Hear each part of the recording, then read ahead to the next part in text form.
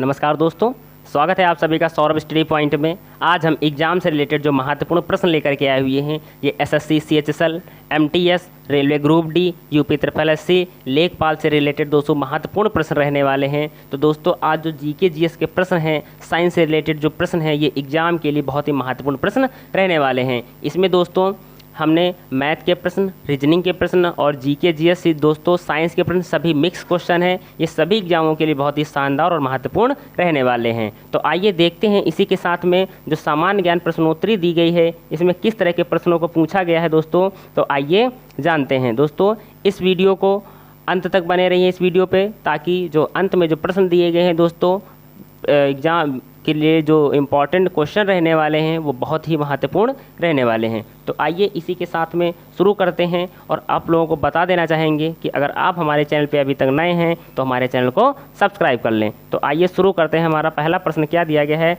तो आइए देखते हैं। अगर बात करें पहले प्रश्न की, तो हमारा पहला प्रश्न दिया गया कि मानव शरीर का कौन सा अंग पुनरुद्ध भवन को प्रदर्शित करता है। पुनरुद्ध भवन का बात करें दोस्तों, क्या होता है, तो रीजनरेशन दोस्तों, रीजनरेशन मतलब क्या होता है दोस्तों, पुनरुद्ध भवन होता है। तो रीजनरेशन हमारे मानव शरीर का ऐसा कौन सा अंग है जो रीजनरेट करता है। तो अगर बात करें इसका सही जवाब के बारे में, तो सही जवाब हमारा क्या रहने वाला है, यकृत जो जवाब होगा हमारा एकदम राइट हो जाएगा। तो तीसरा ऑप्शन जो यकृत दिया गया है वो सबसे सही जवाब हमारा हो जाएगा। अगर बात करें कि मानव शरीर की जो सबसे बड़ी ग्रंथि है वो क्या है, अगर बात करें यकृत जो है वो मानव शरीर की सबसे बड़ी ग्रंथि है। सबसे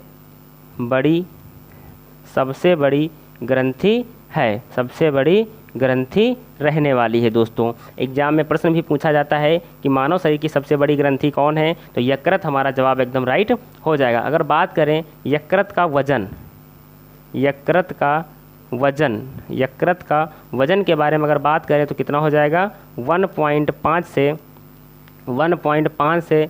2 kg, 1.5 से 2 किलो का दोस्तों इसका वजन होता है हमारे यकृत का। अब अगर दोस्तों बात करें यहाँ पे कि यकृत के कार्य क्या क्या होते हैं दोस्तों, तो यकृत के अगर कार्य के बारे में बात करें कि यकृत के कार्य क्या रहने वाले हैं दोस्तों, तो बात करें तो यह हिपैरिन का स्राव करता है। यह हिपैरिन का स्राव करता है दोस्तों। और दूसरा अगर बात करें तो दूसरे कार्य की, तो यूरिया और विटामिन ए, के और ई, विटामिन ए, के, ई का दोस्तों क्या करता है, संश्लेषण करता है दोस्तों। एग्जाम के पॉइंट ऑफ व्यू से जो ये प्रश्न हैं बहुत ही इम्पॉर्टेंट रहने वाले हैं। तो दोस्तों हमने आप लोगों को एक प्रश्न के दोस्तों बहुत सारे जो क्वेश्चन के जो आंसर दोस्तों निकल के आए हैं, जितने भी एग्जाम के लिए इम्पॉर्टेंट हैं, वो सारे प्रश्नों के जवाब आप लोगों को मैंने बता दिया है। तो दोस्तों आइए देखते हैं इसी के साथ में हम अगला प्रश्न हमारा क्या दिया गया है। अगले प्रश्न के बारे में अगर बात करें कि राइनाइटिस नामक रोग कौन सा अंग प्रभावित करता है, हमको बताना है कि जो राइनाइटिस रोग है वो अंग का कौन सा भाग प्रभावित करता है। तो हमारा इसका सही जवाब क्या रहने वाला है, तो आइए जानते हैं। तो अगर बात करें सही जवाब की, तो हमारा क्या हो जाएगा, नाक जो जवाब होगा हमारा एकदम सही हो जाएगा दोस्तों। तो चौथा ऑप्शन हमारा एकदम सही रहने वाला है। तो राइनाइटिस नामक रोग जो है वो किस अंग को प्रभावित करता है, नाक को प्रभावित करता है। अब दोस्तों यहीं पर अगर हम बात कर लें दोस्तों, अगर एक रोग होता है हमारा हेपेटाइटिस,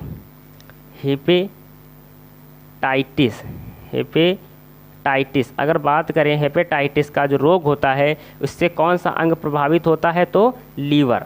कौन सा अंग प्रभावित होता है, लीवर प्रभावित होता है। अब अगर बात करें पोलियो की बात करें, अगर पोलियो से अंग का कौन सा भाग प्रभावित होता है, तो तंत्रिका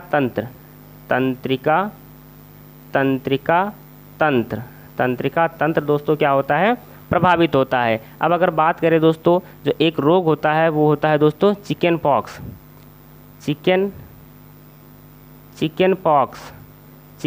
दोस्तों किसको प्रभावित करता है, हमारे बॉडी के कौन से भाग को प्रभावित करता है, तो ये पूरा शरीर को प्रभावित करता है। पूरे शरीर को प्रभावित करता है दोस्तों, किसको प्रभावित करता है, पूरे शरीर को प्रभावित करता है दोस्तों। इसी के क्रम में अगर हम बात करें अगले प्रश्न की ओर चल करके दोस्तों, तो अगला प्रश्न हमारा क्या दिया गया है, तो आइए देखते हैं। अगला प्रश्न जो हमारा रहने वाला है दोस्तों कि पेरिस किस नदी के किनारे स्थित है। हमको बताना है कि जो पेरिस शहर है दोस्तों वो किस नदी के किनारे स्थित है। तो आइए जानते हैं इसका सही जवाब हमारा क्या रहने वाला है। तो पेरिस जो है दोस्तों वो सीन नदी के किनारे स्थित है। पेरिस कहाँ स्थित है? सीन नदी के किनारे स्थित है। अब अगर बात करें दोस्तों जो हमारी ये टेम्स नदी दी गई है, टेम्स नदी के किनारे कौन सा शहर स्थित है? तो लंदन। टेम्स नदी के किनारे कौन सा देश स्थित है? तो लंदन स्थित है। अब अगर दोस्तों यहाँ पे हम बात करें डेन्यूब नदी के बारे में कि डेन्यूब नदी के किनारे कौन सा देश स्थित है, तो पहला तो हो जाएगा हमारा वुडापेस्ट।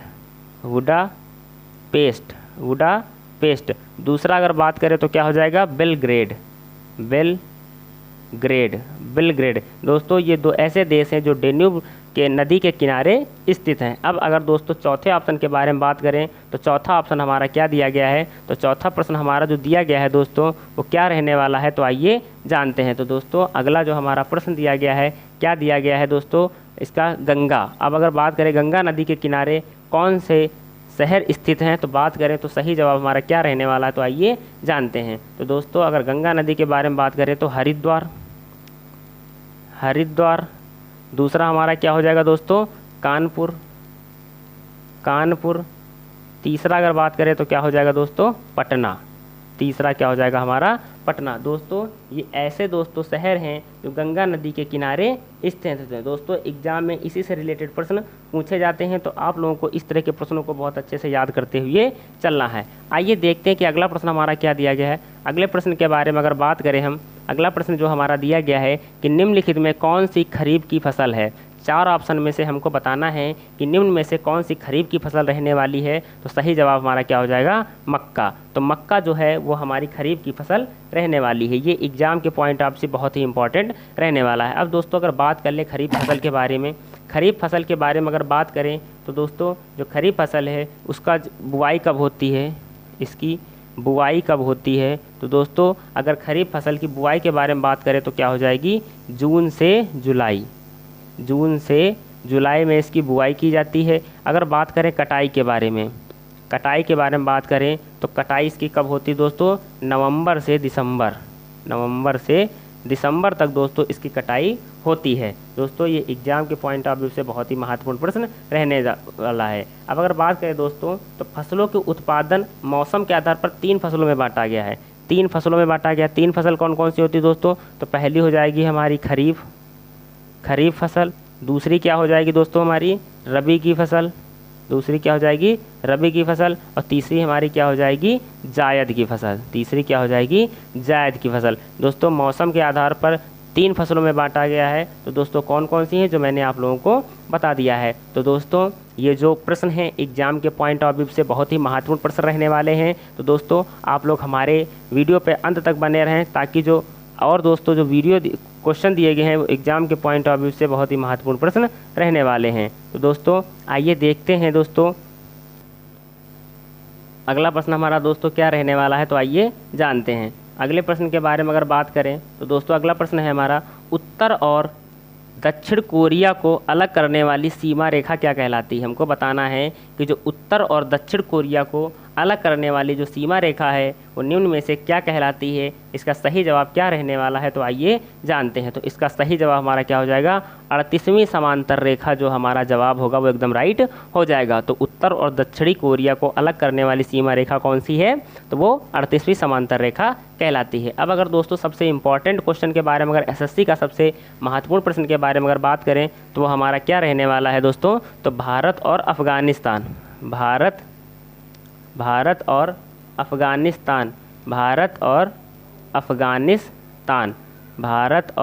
अफगानिस्तान जो दोस्तों हमारे देश हैं इनके बीच में अगर बात करें कौन सी सीमा रेखा है, तो डूरंड रेखा स्थित है। दोस्तों ये एग्जाम के एसएससी के एग्जाम के लिए बहुत ही महत्वपूर्ण प्रश्न रहने वाला है। आइए देखते हैं इसी के साथ में अगला प्रश्न हमारा क्या दिया गया है। अगले प्रश्न के बारे में अगर बात करें, अगला प्रश्न हमारा क्या दिया गया है, तो एक बैडमिंटन कोर्ट की लंबाई कितनी होती है। हमको बताना है कि जो एक बैडमिंटन के कोर्ट की लंबाई है वो निम्नलिखित में से कौन सा सही है। तो 44 फुट जो जवाब होगा हमारा एकदम राइट हो जाएगा दोस्तों। तो 44 फीट जो जवाब होगा वो हमारा एकदम राइट रहने वाला है। अगर बात करें दोस्तों चौड़ाई की बात करें दोस्तों, चौड़ाई कितनी हो जाएगी? 20 फीट।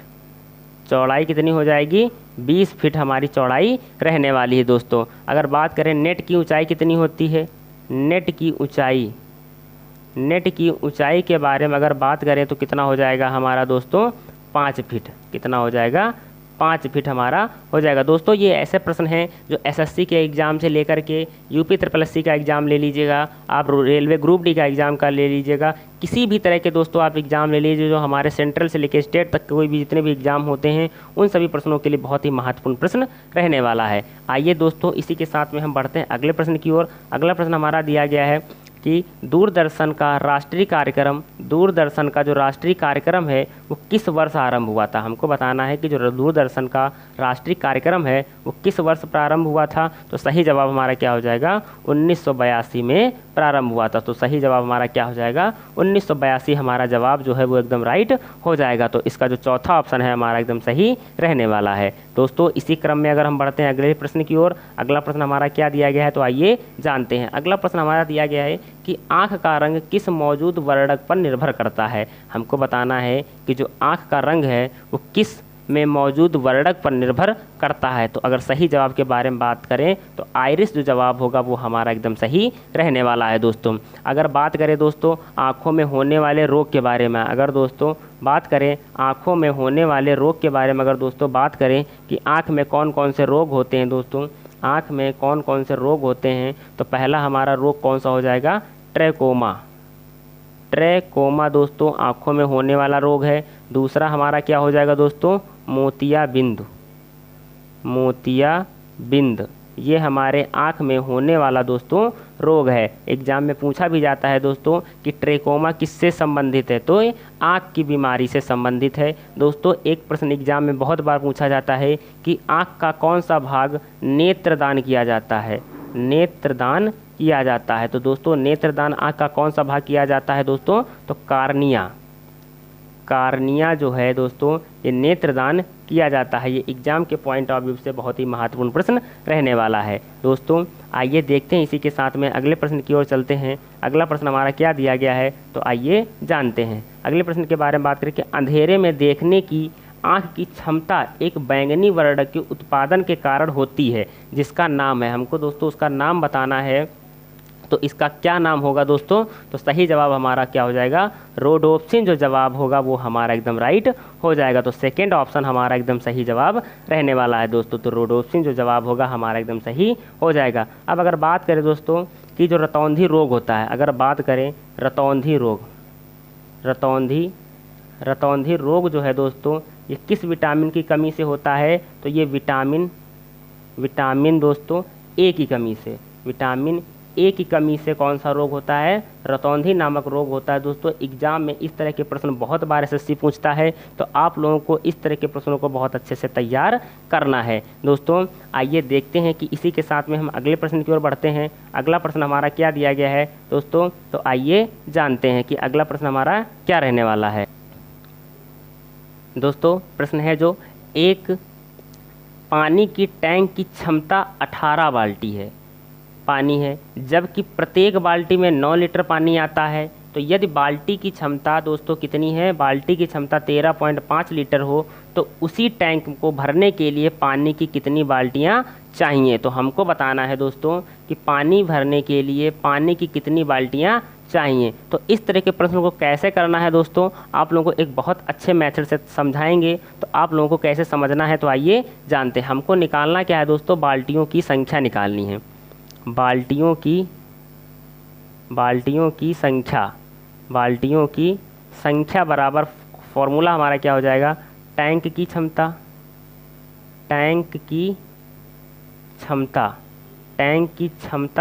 बटे क्या हो जाएगा दोस्तों, एक बाल्टी की क्षमता, एक बाल्टी की क्षमता। अगर बात करें टैंक की क्षमता दोस्तों कितनी रहने वाली है, तो टैंक की क्षमता कितनी हो जाएगी दोस्तों, जब एक बाल्टी में, जब दोस्तों टैंक की क्षमता जो है 18 बाल्टी पानी है, लेकिन दोस्तों प्रत्येक बाल्टी में 9 लीटर पानी आता है। तो दोस्तों क्षमता निकालने के लिए क्या करेंगे, तो ये हो जाएगा दोस्तों 18 गुणे 9।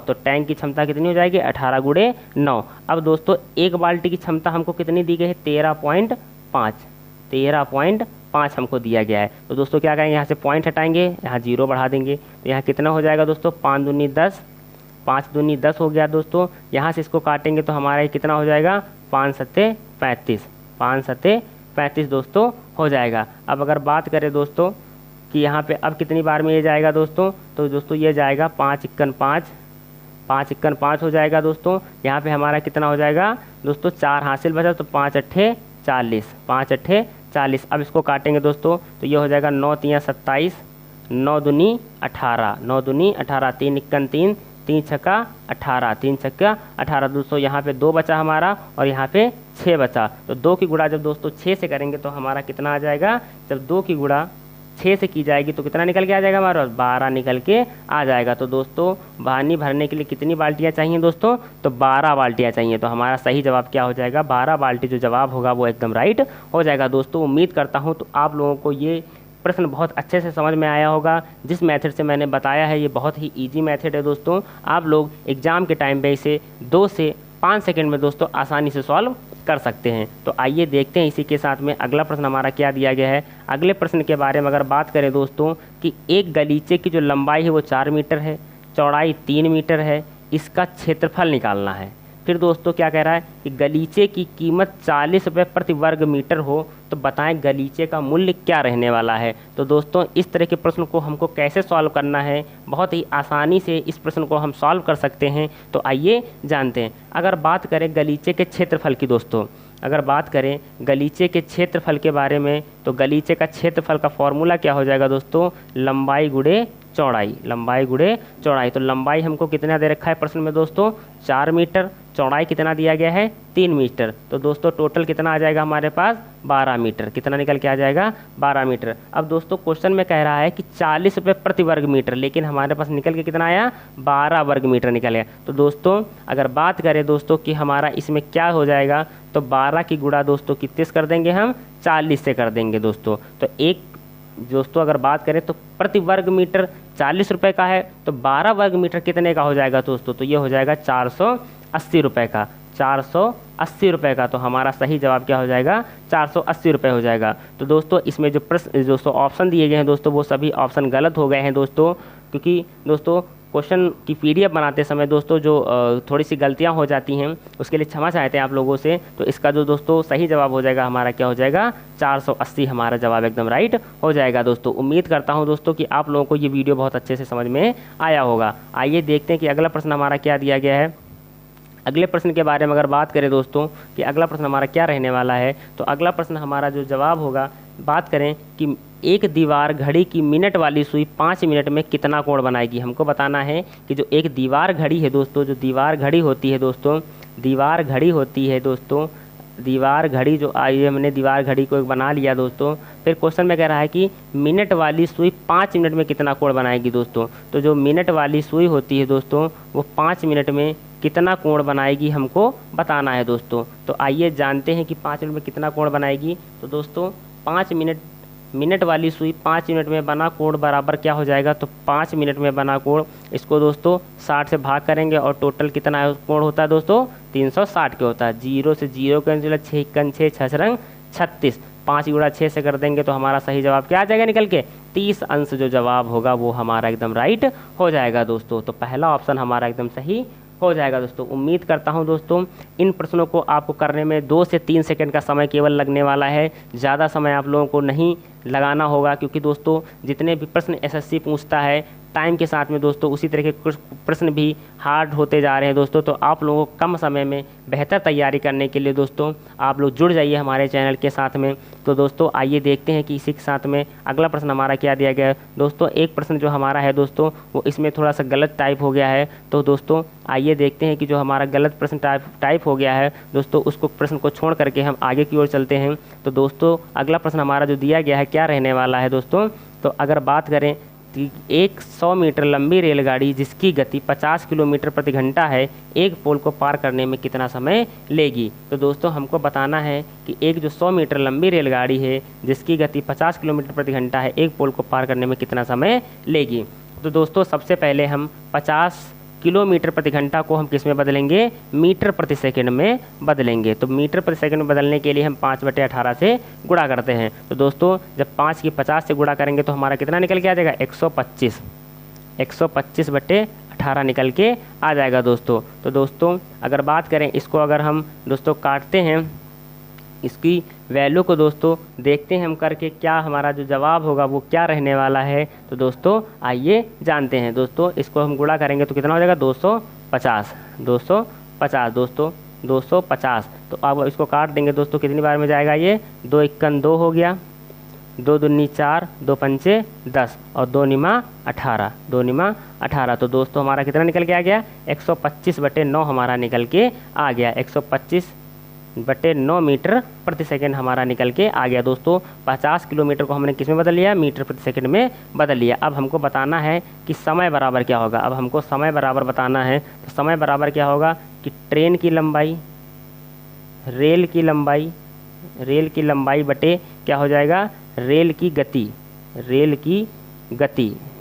गति। तो अगर हम बात करें रेलगाड़ी की लंबाई कितनी दी गई है, तो 100 मीटर। अगर बात करें रेल की गति कितनी दी गई है, तो 125/9। तो दोस्तों जो बटे में हो जाता है कहाँ जाता है, ऊपर आ जाता है। तो ये कितनी बार में जाए, 25 × 100, 25 पंचे 125। अब 4 की गुणा 9 से करेंगे दोस्तों, कितना हो जाएगा, 4 निमा 36 और बटे 5। जब 5 की टेबल से दोस्तों 36 को काटेंगे तो हमारा क्या निकल के आ जाएगा, 7.2 सेकेंड। जो जवाब होगा वो हमारा एकदम राइट हो जाएगा। तो दोस्तों इसका सही जवाब क्या रहने वाला है, 7.2 जो जवाब होगा हमारा एकदम सही रहने वाला है। तो दोस्तों तीसरा ऑप्शन हमारा एकदम सही हो जाएगा। उम्मीद करता हूं दोस्तों कि जो मैथ के प्रश्न आप लोगों को बता रहे हैं ये बहुत ही आसानी से समझ में आप लोगों को आ रहे हैं। तो दोस्तों अंत तक वीडियो पे बने रहें, क्योंकि जितने भी प्रश्न दिए जा रहे हैं वो एग्जाम के पॉइंट ऑफ व्यू से वेरी इंपॉर्टेंट रहने वाले हैं दोस्तों। और सभी प्रश्नों को दोस्तों प्रीवियस ईयर के सभी प्रश्न हम आप लोगों के लेकर के सामने आते हैं। आइए देखते हैं कि अगला प्रश्न हमारा क्या दिया गया है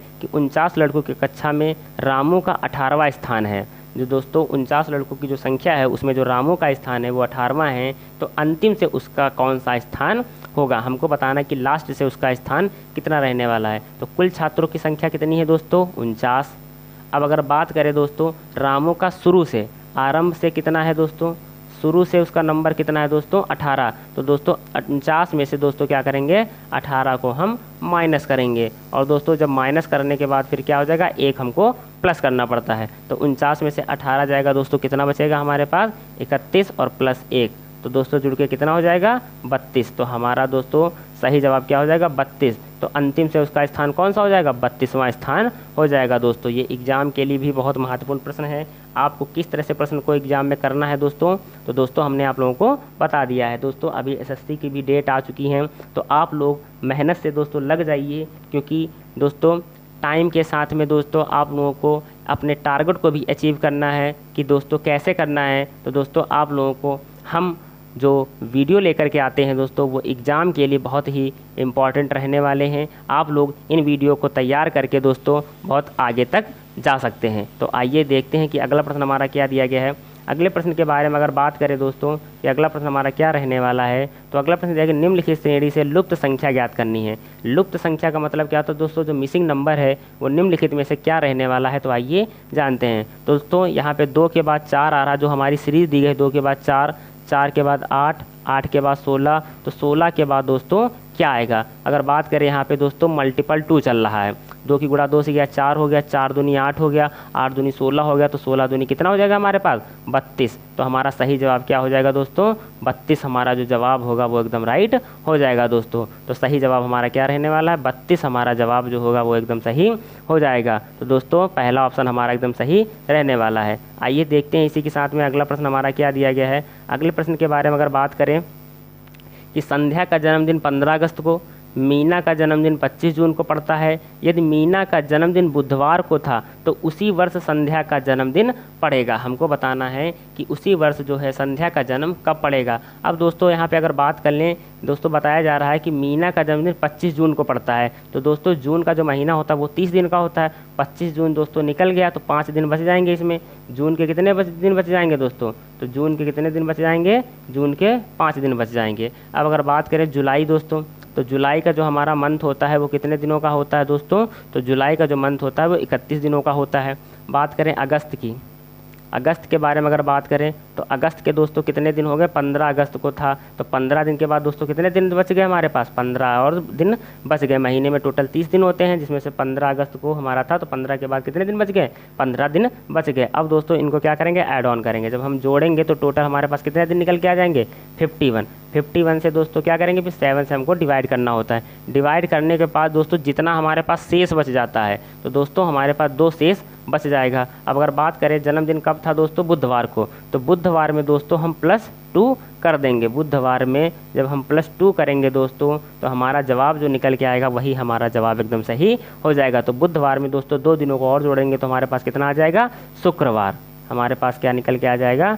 शुक्रवार हमारा जवाब निकल के आ जाएगा। तो हमारा पहला ऑप्शन जो जवाब होगा वो एकदम राइट हो जाएगा दोस्तों। इन प्रश्नों को दोस्तों बहुत आसानी से आप लोग कर सकते हैं। जिस मेथड से हमने आप लोगों को करके बताया है, आप लोग भी उस तरह के प्रश्नों को बहुत अच्छे से कर सकते हैं दोस्तों। इसी के साथ में देखते हैं कि अगला प्रश्न हमारा क्या दिया गया है। अगले प्रश्न के बारे में अगर बात करें कि अगला प्रश्न हमारा क्या दिया गया है, तो यदि अंग्रेजी वर्णमाला के अक्षरों में उनके स्थान के अनुसार क्रम से प्रदर्शित किए जाएँ, तो A = 1, B = 2, तो हमको ग्लैंस के सभी अक्षरों का योग क्या होगा? योग का मतलब दोस्तों कितना टोटल इनका जो सम होगा वो कितना रहने वाला है, तो हमको बताना है। तो दोस्तों आइए जानते हैं। दोस्तों अगर A की प्लेस वैल्यू 1 है, B की प्लेस वैल्यू 2 है, तो इसी तरह हमको ग्लैंस की भी प्लेस वैल्यू बतानी है। तो दोस्तों अगर बात करें G किस नंबर पे आती है, तो 7 नंबर पे।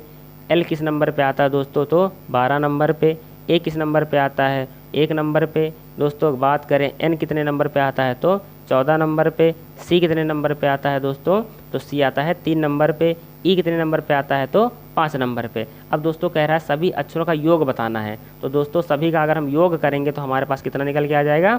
42 हमारा निकल के आ जाएगा। तो इसका जो सही जवाब होगा हमारा क्या हो जाएगा दोस्तों? 42 हमारा जवाब एकदम राइट हो जाएगा दोस्तों। तो चौथा ऑप्शन जो हमारा दिया गया है वो एकदम राइट हो जाएगा। तो 42 जो जवाब होगा एकदम सही रहने वाला है दोस्तों। आइए देखते हैं इसी के साथ में अगला प्रश्न हमारा क्या दिया गया है दोस्तों। अगला प्रश्न जो दिया गया है, यदि अमेरिका को इतना लिखा जाता है, इंडिया को इतना लिखा जाता है, तो हमको बताना है कि कनाडा को किस प्रकार लिखेंगे। तो दोस्तों आप लोगों को जो ये 19 नंबर जो क्वेश्चन दिया गया है दोस्तों, ये हम आप लोगों के लिए होमवर्क छोड़ रहे हैं, क्योंकि जितने भी प्रश्न आप लोगों को कराए हैं दोस्तों, आप लोगों को उम्मीद करता हूँ कि समझ में आया होगा। तो दोस्तों इस प्रश्न को हम दोस्तों होमवर्क के लिए छोड़ रहे हैं, तो आप लोग इस प्रश्न को होमवर्क में करके आप हमें कमेंट बॉक्स में कमेंट करके इसका आंसर बता सकते हैं। तो दोस्तों आइए देखते हैं कि अगला प्रश्न हमारा क्या दिया गया है। अगले प्रश्न के बारे में अगर बात करें कि अगला प्रश्न हमारा क्या रहने वाला है दोस्तों। जूलिया ने अपने घर से उत्तर दिशा में चलना शुरू किया और कुछ देर बाद वह बाएँ मुड़ गई और फिर वह दाएँ मुड़ गई, उसके बाद वह पुनः दाएं मुड़ गई। तो हमको बताना है कि अब उसका चेहरा जो है वो किस दिशा की ओर रहने वाला है। दोस्तों इस तरह के प्रश्न करने के लिए हमको दिशाओं का ज्ञान होना चाहिए, बहुत ज़रूरी होता है दोस्तों। अगर बात करें तो इधर हमारा कौन सा दिशा हो जाएगी? पूरब। इधर हमारी कौन सी हो जाएगी? पश्चिम। अगर बात करें इधर हमारा क्या हो जाएगा? उत्तर। और इधर क्या हो जाएगा हमारा? दक्षिण। दोस्तों हमको दिशाओं का ज्ञान होना बहुत ज़रूरी है, क्योंकि इस तरह के प्रश्न को करने के लिए हमें दिशाओं का ज्ञान होना बहुत आवश्यक है। तो दोस्तों अब क्वेश्चन में क्या कह रहा है कि जूलिया ने अपने घर से उत्तर दिशा में चलना शुरू किया। अगर दोस्तों उसका घर, जूलिया का घर यहाँ पे है और यहाँ से वो उत्तर दिशा में चलेगी तो कहाँ जाएगी दोस्तों? ऊपर की ओर जाएगी। फिर कह रहा है कि कुछ देर बाद वह बाएँ मुड़ी। तो दोस्तों जब बाएँ मुड़ेगी तो वो इधर साइड में मुड़ जाएगी। बाएं मुड़ने के बाद वो पश्चिम में, दोस्तों बायां किधर है? पश्चिम साइड में रहने वाला है। तो दोस्तों अब ये बाएं मुड़ने के बाद फिर क्वेश्चन में क्या कह रहा है कि वह दाएं मुड़ गए। अब दोस्तों वो कहाँ मुड़ती है? दाएं मुड़ती है। तो दोस्तों दायां हमारा इधर हो जाएगा। दायां होने के बाद फिर दोस्तों वो कह रही है कि वह पुनः दाएं मुड़ गए। अब दोस्तों दाएं पुनः मुड़ जाएगी तो हमारी ये डायरेक्शन ये पूरब की ओर आ जाएगी। अब क्वेश्चन में कह रहा है कि दाएं मुड़ने के बाद अब उसका चेहरा किस दिशा में है। तो हमने दोस्तों अभी आप लोगों को डायरेक्शन बताया है कि पूरब किधर है, पश्चिम किधर है, उत्तर किधर है और दक्षिण किधर है। तो दोस्तों इसकी जो डायरेक्शन दी गई है वो किधर दिशा में दी गई? पूरब दिशा में दी गई। किधर दी गई है? पूरब दिशा में दी गई है। तो दोस्तों इसका जो हमारा सही जवाब हो जाएगा हमारा क्या हो जाएगा? तो पूरब जो जवाब होगा हमारा एकदम राइट हो जाएगा दोस्तों। तो पहला ऑप्शन हमारा एकदम सही हो जाएगा दोस्तों। तो दोस्तों उम्मीद करता हूँ कि आप लोगों को इन प्रश्नों को पढ़ करके दोस्तों बहुत अच्छा लगा होगा। तो दोस्तों आप लोगों को ये वीडियो कैसा लगा आप लोग हमें कमेंट बॉक्स में कमेंट करके बता सकते हैं। और अगर आप हमारे चैनल पे अभी तक नए हैं, अगर आपने हमारे चैनल को सब्सक्राइब नहीं किया है तो हमारे चैनल को सब्सक्राइब कर लें, क्योंकि दोस्तों हमारे द्वारा जो आप लोगों को तक वीडियो पहुँचाए जा रहे हैं वो एग्ज़ाम के पॉइंट ऑफ व्यू से बहुत ही शानदार और महत्वपूर्ण रहने वाले हैं। तो दोस्तों उम्मीद करता हूँ कि आप लोगों को ये प्रश्न बहुत अच्छे से समझ में आए होंगे दोस्तों। तो हमारे वीडियो को दोस्तों लाइक कमेंट और शेयर करना ना भूलें। धन्यवाद।